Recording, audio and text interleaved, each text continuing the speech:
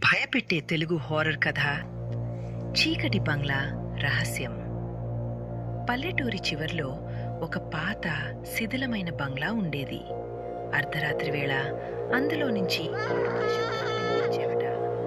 ఒక ధైర్యవంతుడైన యువకుడు దాని రహస్యం తెలుసుకోవాలనుకున్నాడు.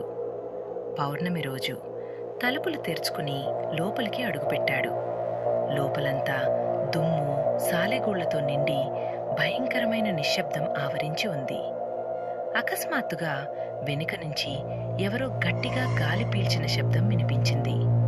వెంటనే అతను వెనక్కి తిరిగాడు. కాని ఎవరూ కనపడలేదు. అతని కళ్ళ ముందు నేలపై రక్తంతో తడిసిన పాత బొమ్మ కనిపించింది. అతను ఆ బొమ్మను ముట్టుకోగానే ఒక చల్లని చెయ్యి అతని భుజాన్ని తాకింది. మరుసటి రోజు ఉదయం ఆ బంగ్లా బయట ఆ యువకుడి అరుపులు తప్ప